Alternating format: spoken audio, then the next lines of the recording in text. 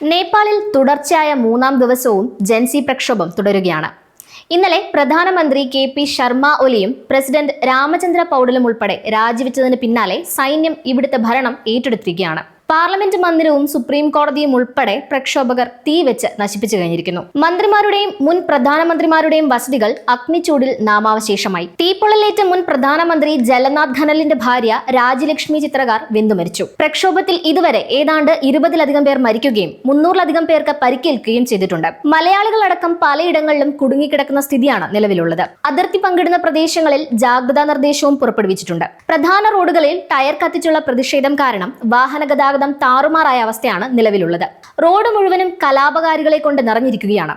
Police സ്റ്റേഷനുകളടക്കം പ്രതിഷേധക്കാർ തകർത്തു കളഞ്ഞിരിക്കുന്നു. സെപ്റ്റംബർ 4-നാണ് Facebook, Instagram, YouTube, WhatsApp, X, Reddit തുടങ്ങി 26 സാമൂഹ്യ മാധ്യമ പ്ലാറ്റ്ഫോമുകളുടെ പ്രവർത്തനം സർക്കാർ നിർത്തിവെച്ചത്. രാജ്യത്ത് നിലവിലുള്ള പ്ലാറ്റ്ഫോമുകൾ കമ്മ്യൂണിക്കേഷൻ ആൻഡ് ഇൻഫർമേഷൻ മന്ത്രാലയത്തിന് കീഴിൽ രജിസ്റ്റർ ചെയ്യുക, സോഷ്യൽ മീഡിയ പരാതികൾ കൈകാര്യം ചെയ്യാൻ കംപ്ലയിൻസ് ഓഫീസർമാരെ നിയമിക്കുക എന്നിവയാണ് സർക്കാർ പുതിയ നിയമങ്ങളിലൂടെ നിഷ്കർഷിച്ചിരുന്നത്. ഇതിനായി കമ്പനികൾക്ക് 7 ദിവസത്തെ സാവകാശമാണ് സർക്കാർ അനുവദിച്ചത്. ഇത് പാലിക്കാതെ വന്നതോടെയാണ് സമൂഹ മാധ്യമങ്ങൾ നിരോധിച്ചതെന്നാണ് സർക്കാരിന്റെ വാദം. ആശയവിനിമയ ഉപാധികളെല്ലാം ഇതോടെ തകരാറിലാവുകയായിരുന്നു.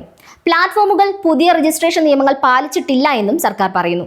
യഥാർത്ഥത്തിൽ ഇതേ സംബന്ധിച്ച് ജൻസി ഉന്നയിച്ച ചോദ്യങ്ങൾക്ക് ഔദ്യോഗിക വിശദീകരണം നൽകുന്നതിൽ സർക്കാർ പരാജയപ്പെടുകയാണ് ഉണ്ടായത്. അതുതന്നെയാണ് ഇത്രയും പ്രക്ഷോഭങ്ങൾ അലയടിക്കാൻ കാരണമായതും.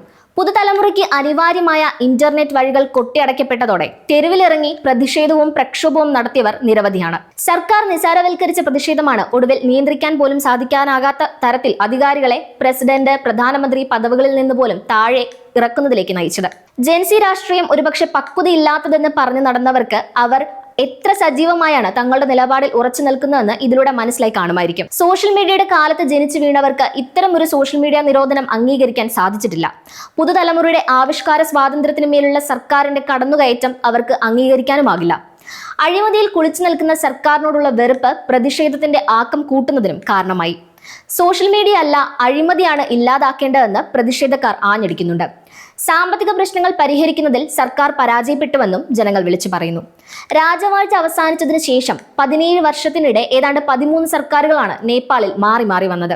അന്നൊന്നും കാണാത്ത യുവതലമുറയുടെ മനസ്സിൽ കാലങ്ങളായി പുകഞ്ഞ അമർഷമാണ് ഒടുവിൽ ഇത്രയേറെ ഭീതിപ്പെടുത്തുന്ന അവസ്ഥയിലേക്ക് നേപ്പാളിനെ കൊണ്ടെത്തിച്ചിരിക്കുന്നത്.